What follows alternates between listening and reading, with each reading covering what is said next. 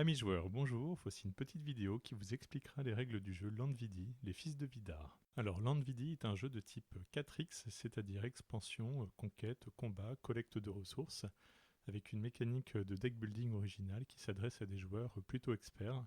Donc c'est un 2-5 joueurs avec des parties de 1h, 1h30 minutes à partir de 12 ans. Le but du jeu est simple, il va falloir réaliser 30 points de victoire au plus en achetant des cartes avancées ou en validant des objectifs. Au début de la partie, chaque joueur place 6 soldats sur la zone neutre au centre.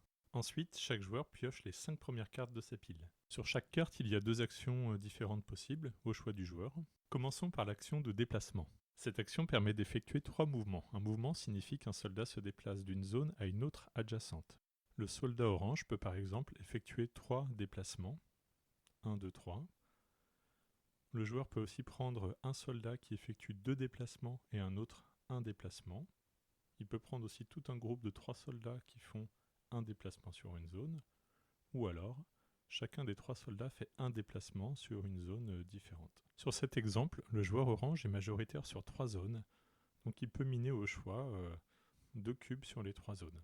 Il peut prendre par exemple un cube gris et un cube blanc. Le terrain jaune permet de miner un cube de son choix. Avec l'action minage, chaque terrain ne peut être miné qu'une seule fois. Alors si vous n'avez plus de cubes à miner dans la réserve, vous vous servez chez vos adversaires. Tant pis pour eux, et ça évite les blocages. Avec la carte commerce, vous avez 3 actions possibles. La première action, c'est d'échanger 1 ou 2 cubes de votre réserve contre 1 ou 2 cubes de la réserve commune.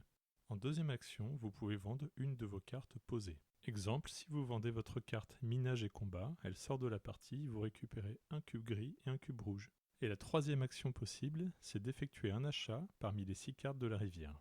Pour acheter cette carte qui rapporte 3 points de victoire, cela vous coûtera un cube vert, un cube blanc et 3 cubes gris. L'action de recrutement, c'est très simple. Vous prenez un soldat de votre réserve et vous l'amenez obligatoirement sur la zone neutre. L'action de combat vous permet de déclencher un combat entre vos soldats et des soldats ennemis qui sont sur votre territoire. Sur cet exemple, vous avez 3 zones de conflit possibles. Effectuons le combat des 3 soldats orange contre le soldat marron. On obtient un dé de combat par tranche de 2 soldats. Donc 1 à 2 soldats, c'est 1 dé. 3-4 soldats, 2 dés. 5-6 soldats, 3 dés et ainsi de suite jusqu'à 6 dés maximum. Les soldats orange lancent donc 2 dés et le soldat marron 1 dé. Donc résultat des dés, les oranges font 2 épées, le marron 1 épée. Les oranges gagnent le combat, le marron doit fuir vers la zone d'alliés la plus proche. En cas d'égalité entre 2 zones d'alliés proches, il choisit. Autre exemple de combat, ici 5 soldats orange contre 3 soldats noirs. Les soldats orange lancent 3 dés, les noirs 2 dés. Résultat des dés, ce sont les noirs qui gagnent parce qu'ils font un total de 4 épées et seulement 2 épées pour les oranges. Les noirs réalisent en plus le symbole bijou qui veut dire qu'ils volent un cube aux joueurs orange. Si les joueurs orange avaient réalisé ce symbole de dé, c'est-à-dire 2 épées plus un soldat mort, l'étoile, ils auraient tué automatiquement un soldat noir. Le soldat noir aurait pu aussi réaliser à nouveau 2 épées et un mort avec une étoile. Donc en fait, dans l'ordre des priorités, dans un combat, on regarde d'abord le nombre de morts, ensuite le nombre d'objets volés. Un objet volé contre un objet volé, ça s'annule. Et enfin le nombre d'épées. Pour qu'il y ait une victoire, il faut forcément qu'il y ait des soldats survivants. L'originalité dans le deck building de Landvidi, ce sont les combinaisons d'actions et les bonus que vous pouvez obtenir et les effets boostés. Exemple, si vous mettez une action de minage et ensuite une action de commerce au tour suivant, vous réalisez votre première combo d'actions et vous recevez automatiquement un cube bleu.